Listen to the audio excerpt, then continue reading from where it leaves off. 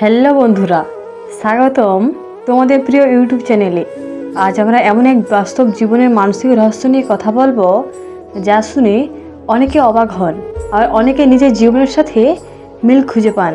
বিষয়টা হলো একজন বিবাহিত মহিলা কেন অবিবাহিত ছেলেকে ভালোবাসতে শুরু করেন। এটা কি শুধুই ভুল, নাকি এটা একদমই স্বাভাবিক মানসিক প্রতিক্রিয়া? আজ আমরা ধাপে ধাপে মনোবিজ্ঞানের দৃষ্টিকোণ থেকে বিশ্লেষণ করব এমন 10টিরও বেশির কারণ, বাস্তব উদাহরণ আর এই ভালোবাসার পেছনের গভীর আবেগগুলো। ভিডিওটি শেষ পর্যন্ত দেখো, কারণ শেষের দিকে আমি বলবো কিভাবে এমন সম্পর্কগুলোকে সামলাতে হয় যাতে কাউকে কষ্ট না দিয়ে নিজের মনকে বোঝা যায়। নাম্বার 1, ভালোবাসা বনাম মানসিক আকর্ষণ।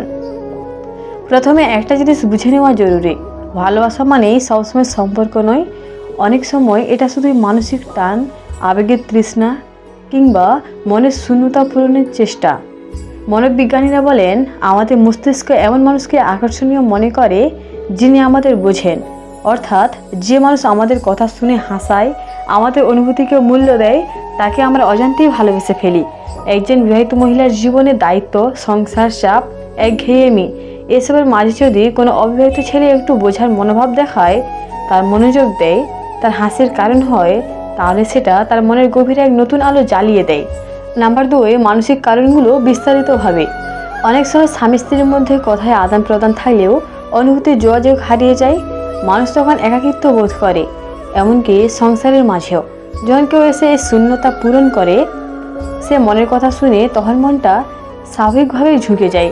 একজন মহিলা প্রতিদিনের কাজ, বাচ্চা, সংসার সব কিছু সামলান, কিন্তু কেউ তাকে জিজ্ঞেস করে না তুমি কেমন আছো। যখন কোনো অবিবাহিত বন্ধু, সহকর্মী বা প্রতিবেশী তাকে সেটা জিজ্ঞেস করে, তখন তার মনে হয় এই মানুষটাই তাকে বোঝে। মানুষ চায় প্রশংসা, যেন স্বামী বছরের পর বছর সে প্রশংসা বন্ধ করে দেয়, কিন্তু কোনো অবিবাহিত ছেলে বলে তুমি আজ খুব সুন্দর লাগছো, সেই কথাটা তার হৃদয়ে আলাদা অনুভূতি জাগায়। মনোবিজ্ঞানীদের মতে প্রশংসা মস্তিষ্কে ডোপামিন নামের সূক্ষ্ম হরমোন তৈরি করে। এটা আস্তে আস্তে এক ধরনের মানসিক নির্ভরতা তৈরি করে। সংসার, দায়িত্ব, সন্তান এসবের মধ্যে অনেক নারী নিজের পরিচয় হারিয়ে ফেলেন।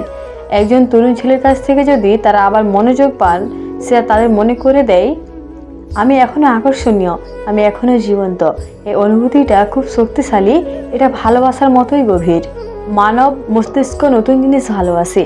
বহু বছর এক মানুষকে দেখে তার অভ্যাসী অবস্থা হওয়ার পর কেউ যদি হঠাৎ নতুন এনার্জি নিয়ে আসে, সেটা অজান্তেই মনকে টানে।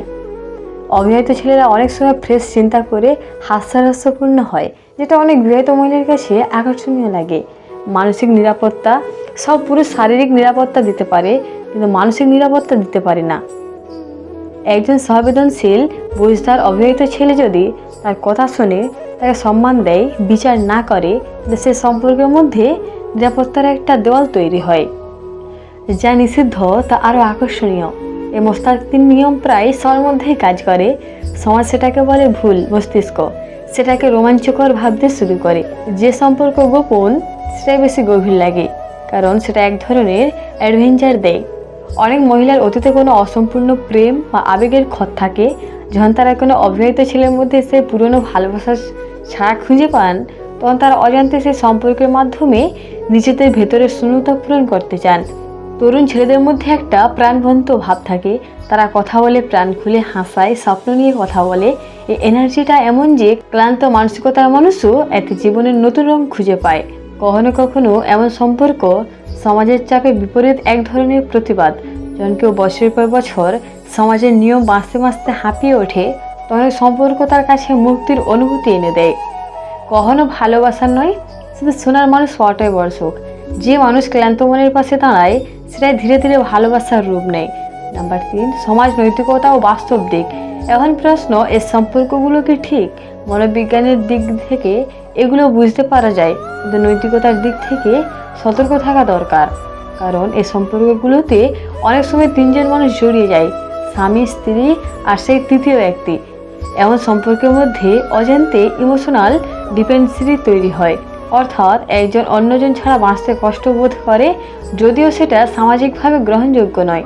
তাই এই অনুভূতিটাকে বিচার না করে প্রথমে বুঝে নিতে হবে, নাকি সত্যিকারের ভালোবাসা, নাকি শুধু মানসিক শূন্যতা পূরণের চেষ্টা।